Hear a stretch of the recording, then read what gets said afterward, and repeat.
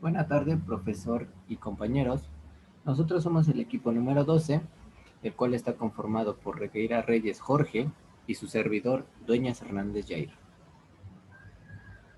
El tema de esta exposición es acerca de la fisiología del proceso de digestión. El objetivo general es estudiar los procesos funcionales que ocurren en el sistema digestivo, considerando relevante el proceso digestivo y las secreciones biliar y pancreática, con la finalidad de integrar el proceso de digestión de algunas biomoléculas que contienen los alimentos y la absorción de nutrientes. El objetivo particular es entender desde un punto fisiológico lo que ocurre en el proceso de digestión de carbohidratos, proteínas y lípidos. Es importante recordar que la digestión es un conjunto de mecanismos por los cuales se produce la degradación de los alimentos y su transformación en moléculas de tamaño reducido. Este proceso supone una ruptura enzimática tanto de glúcidos como de proteínas y lípidos por medio de algunas enzimas, por ejemplo, de la saliva, el jugo gástrico, jugo pancreático y células de las vellosidades intestinales.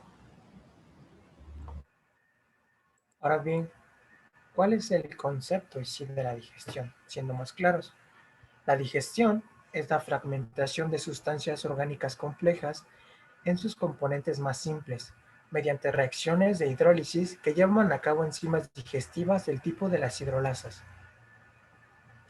Dentro de la digestión existen dos tipos, la digestión química y la digestión mecánica. En la digestión química, las grandes moléculas de alimentos se descomponen en moléculas pequeñas de nutrientes. Este es un proceso químico que también comienza en la boca, cuando la saliva comienza a descomponer el alimento, y continúa en el estómago, cuando las enzimas digieren los alimentos. Ahora bien, aquí presentamos un cuadro en el que están el órgano, la enzima que secreta ese órgano y la función de esa enzima. Por ejemplo, la boca. En la boca se secreta la amilasa salivar. Esta divide el almidón en maltosa, que es un disacárido, y la glucosa, que es un monosacárido. Por otro lado, tenemos el estómago, en el que se libera pepsina, la cual divide las proteínas en cadenas cortas de aminoácidos, llamadas peptonas. Por otro lado, en el estómago igual se libera la lipasa gástrica.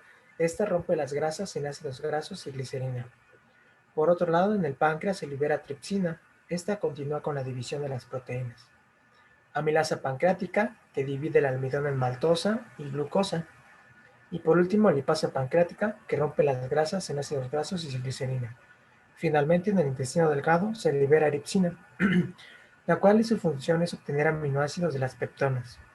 La maltasa, que obtiene glucosa de la maltosa, la sacarasa, que obtiene glucosa y fructosa de la sacarosa, y la lactasa, que obtiene glucosa y galactosa de la lactosa. Por otro lado, tenemos la digestión mecánica. En la digestión mecánica, grandes trozos de alimentos son descompuestos en pedazos más pequeños.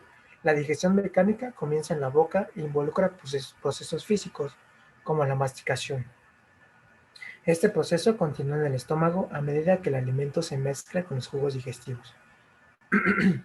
La digestión mecánica en el intestino delgado se realiza mediante dos tipos de movimientos, que son la segmentación y un tipo de peristalsis del complejo motor migrante. Estos están regulados principalmente por el plexo mientérico.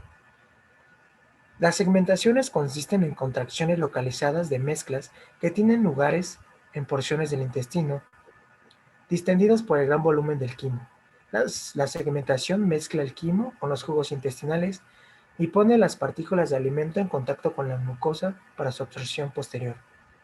No impulsa el contenido intestinal a lo largo del tubo digestivo.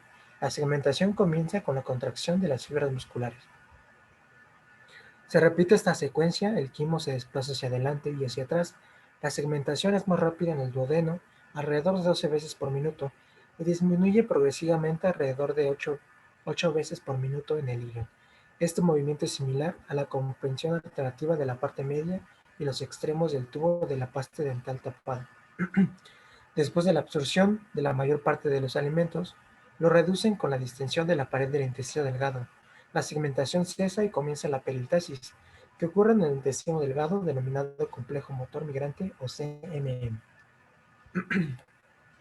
Ahora bien, ¿dónde se realiza la digestión? Bueno, la digestión ocurre principalmente en el intestino delgado, pero también ocurre, como ya vimos, en la boca o en el estómago. Basándonos en este, que es el intestino delgado, este mide alrededor de 7 metros, tiene un diámetro de 2.5 centímetros. Algunas partes son el yeyuno e ilion.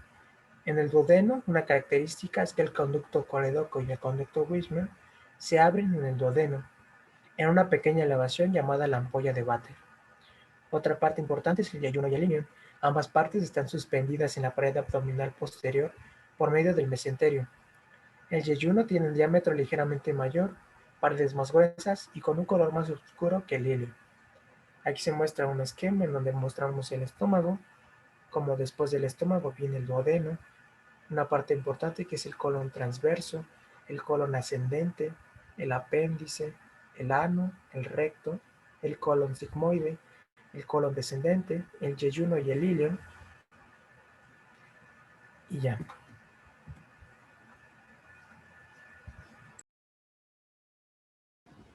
Ahora bien, como tema principal de esta exposición, procederemos a hablar acerca de la digestión de algunas biomoléculas. En una primera instancia, hablaremos de la digestión de carbohidratos. Este proceso químico de los polisacáridos, como bien menciona mi compañero, se inicia en la boca, por acción de la vitalina o amilasa salival. Esta enzima lo que va a hacer es dividir las cadenas rectas del almidón para producir el disacárido maltosa y el trisacárido maltriosa. Sin embargo, la amilasa pancreática puede hidrolizar el enlace entre las moléculas de glucosa en los sitios donde el almidón se ramifica. En consecuencia, junto con la maltosa y la maltriosa, se liberan cadenas ramificadas. Si bien sabemos, en el estómago pues no hay una hidrólisis de hidratos de carbono.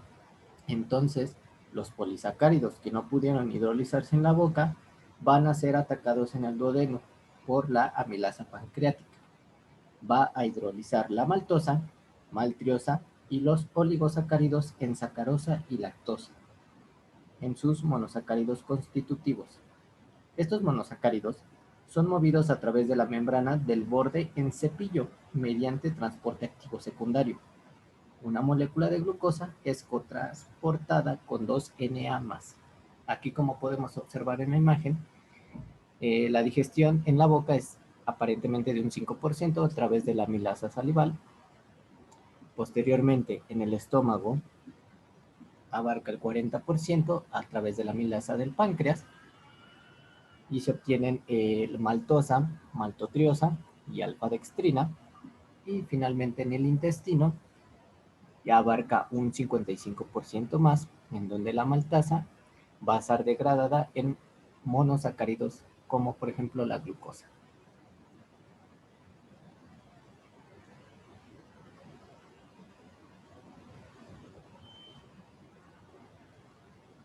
Ahora bien, tenemos un mapa conceptual acerca de la digestión de carbohidratos. Como bien mencionábamos, comienza su digestión en la boca, se secreta la amilasa salival. Esta, pues bueno, se va a dejar de producir cuando el bolo entra al estómago. El pH bajo del jugo gástrico la va a inactivar.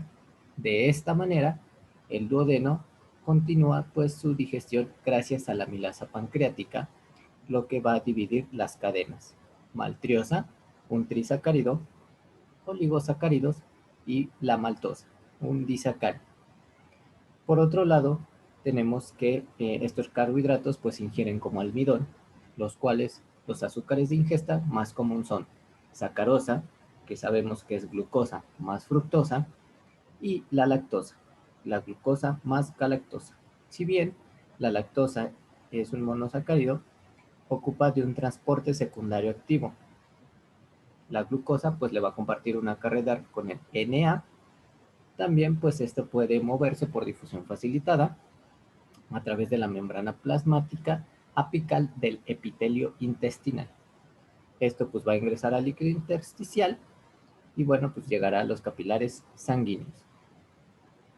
Aquí pues tenemos otra imagen, como bien mencionaba, de los polisacáridos, por ejemplo el almidón y el glucógeno, que a través de las amilasas salival y pancreática, las dextrinasas y las disacaridasas del ribete en cepillo, pues lo que van a hacer va a ser completar la hidrólisis hasta la obtención de monosacáridos. Como aquí podemos ver, dextrinasa y maltasa, la glucosa, de la sacarasa se forma la glucosa y la fructosa, y de la lactasa la glucosa y galactosa. Ahora bien, por otro lado, tenemos la digestión de proteínas, otra biomolécula muy importante para el ser humano. La digestión de las proteínas comienza en el estómago con la acción de la pepsina. Algunos aminoácidos se liberan en el estómago, pero los productos principales de la digestión de la pepsina son polipéptidos de cadena corta. La digestión de la pepsina contribuye a producir un quimo más homogéneo, pero no resulta esencial para la digestión completa de las proteínas que tienen lugar en el intestino delgado. La mayor parte de la digestión de las proteínas se produce en el duodeno y el yeyuno. Las enzimas del jugo pancreático, como la tripsina, la quimotripsina y la elastasa, dividen enlaces peptídicos internos de las cadenas polipeptídicas. Por ello, estas enzimas se agrupan juntas como endopeptidasas.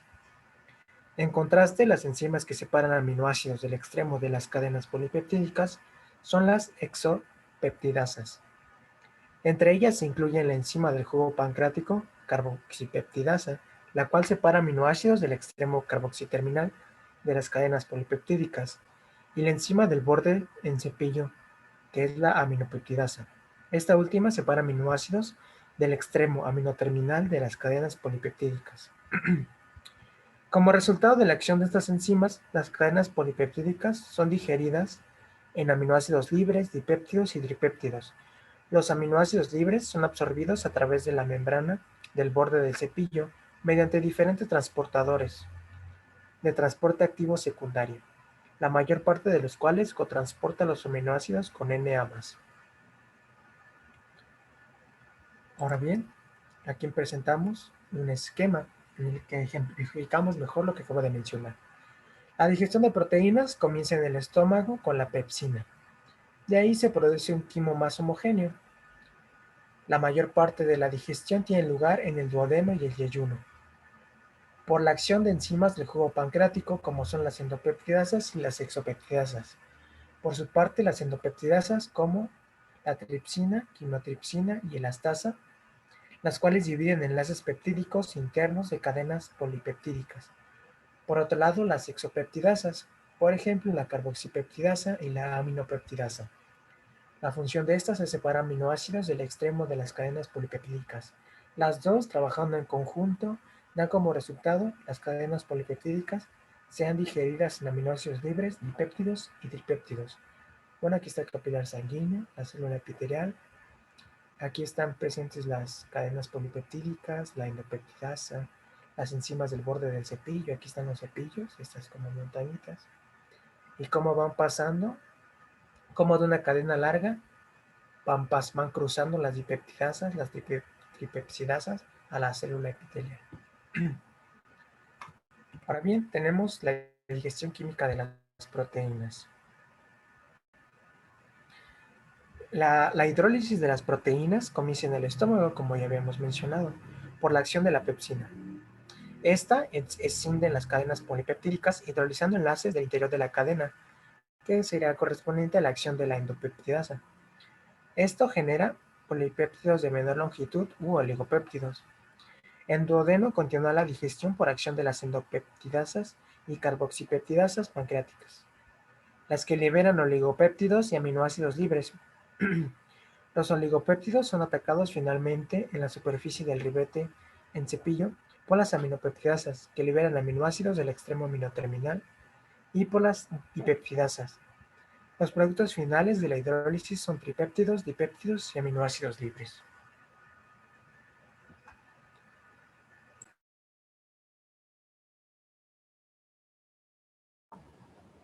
Finalmente, tenemos la digestión de lípidos. A través de los mecanismos que describiremos a continuación, la llegada de los lípidos al duodeno sirve como estímulo para la secreción de bilis. Es un proceso llamado emulsificación. Micelas de sales biliares se van a secretar en el duodeno, donde actúan como detergentes al romper las gotas de grasa y convertirlas en diminutas gotas de emulsificación de triglicéridos. Es importante tener en mente que esta emulsificación no implica ninguna digestión química, ya que este proceso pues no hidroliza los enlaces que unen al glicerol con los ácidos grasos. Por otra parte, la emulsificación de la grasa ayuda en la digestión, porque las gotitas de emulsificación más diminutas y numerosas presentan un área superficial más extensas que las gotitas de grasa sin emulsificar, que llegan de manera original al duodeno. La digestión de las grasas se produce en la superficie de las gotitas a través de la acción enzimática de la lipasa pancreática, la cual recibe el apoyo en su acción de una proteína llamada colipasa. Esta también pues es secretada por el páncreas. Recubre las gotitas de emulsificación, y vamos a llamarlo de esta manera, y fija la enzima lipasa a ellas. Es importante también mencionar que los ácidos grasos libres, monoglicéridos y lisolectina, derivado de los lípidos digeridos, suelen ser más polares que los lípidos sin digerir.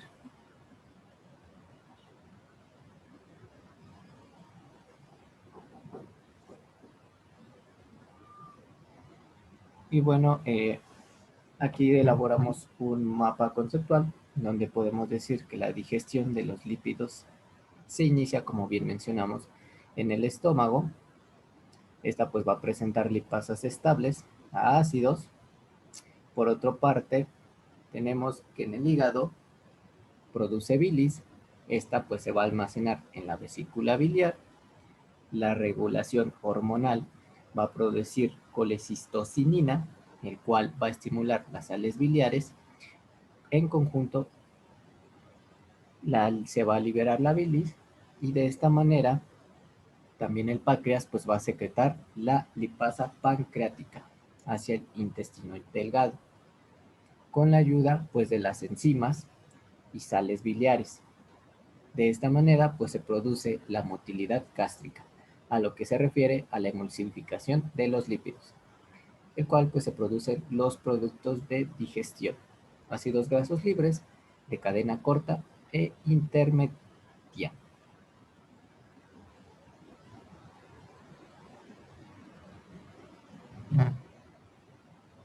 Y bueno, pues aquí en esta imagen pues podemos observar que, como bien mencionaba, los lípidos no son atacados químicamente hasta que pues llegan al duodeno. Allí pues se emulsionan por acción de las sales biliares. Una vez que se forman estas micelas, pues la colipasa pancreática ayuda al anclaje de la lipasa, que va a hidrolizar los enlaces éster de los triglicéridos. Pues los productos de la hidrólisis permanecen en la micela hasta que hacen contacto pues con el ribete en cepillo para su absorción. Ahora bien, aquí realizamos un esquema de las enzimas que están en el borde del cepillo, que son la alfa-dextrina, la maltasa, la sacarasa y la lactasa, las cuales se encargan de la digestión de hidratos de carbono. Por otro lado, las aminopeptidasas y las peptidasas, encargadas de la digestión de proteínas, y las nucleosidasas y fosfatasas, que están encargadas de la digestión de ácidos nucleicos.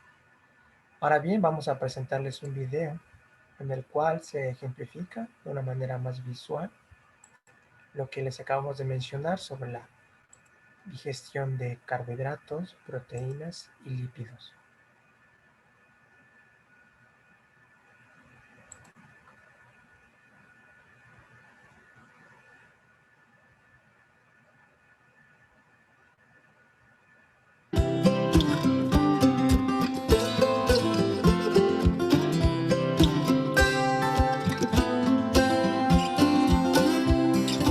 El proceso de digestión intestinal también lo podemos clasificar en mecánico y químico.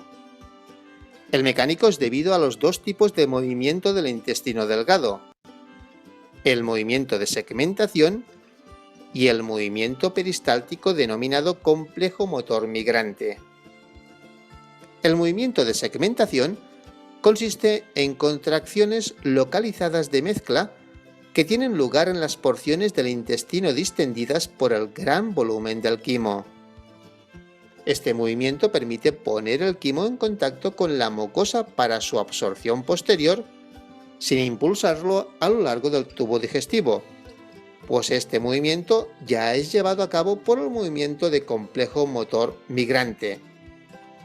El quimo que ingresa en el intestino delgado contiene hidratos de carbono, proteínas y lípidos parcialmente digeridos. La digestión completa de hidratos de carbono, proteínas y lípidos es el resultado conjunto del jugo pancreático, del biliar y del intestinal en el intestino delgado. El almidón, que no se degradó todavía en maltosa, maltotriosa y alfa-dextrina, se hidroliza por acción de la amilasa pancreática. Una vez que la amilasa salival o pancreática ya divide el almidón en pequeños fragmentos, una enzima del ribete en cepillo llamada alfa-dextrinasa actúa sobre las alfa-dextrinas resultantes y separa una unidad de glucosa por vez. Las moléculas de sacarosa, de lactosa y maltosa ingeridas no se degradan antes de llegar al intestino delgado. Hay 3 enzimas del ribete en cepillo que convierten estos disacáridos en monosacáridos. Me refiero a la sacarasa, la lactasa y la maltasa. La sacarasa desdobla la sacarosa en una molécula de glucosa y una de fructosa. La lactasa convierte la lactosa en una molécula de glucosa y una de galactosa. Y la maltasa degrada la maltosa y la maltotriosa en 2 o 3 moléculas de glucosa respectivamente.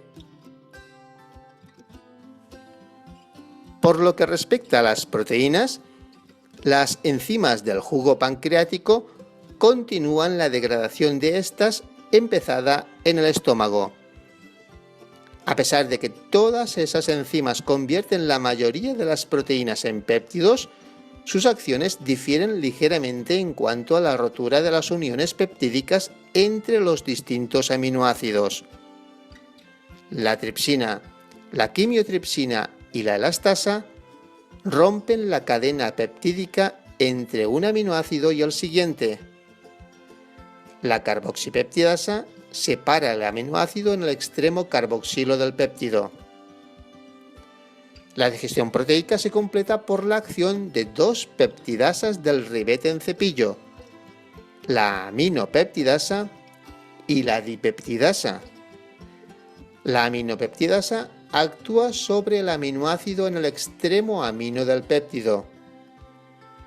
La dipeptidasa actúa sobre los dipéptidos y los convierte en aminoácidos simples.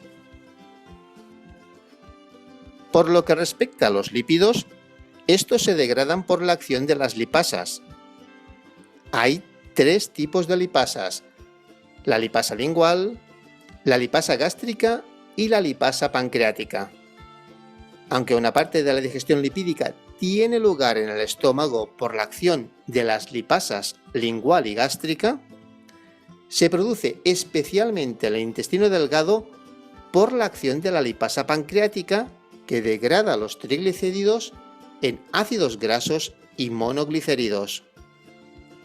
Antes de que un triglicérido se digiera en el intestino delgado, debe experimentar un proceso denominado emulsificación y que es llevado a cabo por la bilis sintetizada en el hígado.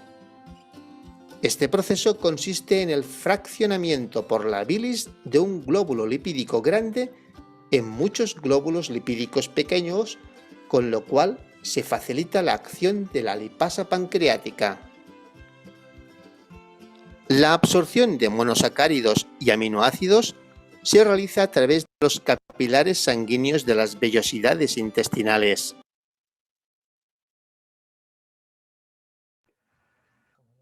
En el video que explica más gráfico y mejor lo que dijimos en la exposición. Bueno, con eso llegaríamos a la conclusión. La conclusión de este trabajo, después de ver la digestión de proteínas, carbohidratos y lípidos, es que la digestión es un proceso de gran importancia, debido a que con él se obtienen los componentes importantes del alimento, como los carbohidratos, las proteínas y los lípidos, los cuales posteriormente sufrirán un proceso bioquímico, con lo que nos proporcionarán energía para el correcto y óptimo funcionamiento de nuestro cuerpo. Esto ha sido todo de nuestra parte. Aquí les dejamos nuestras referencias.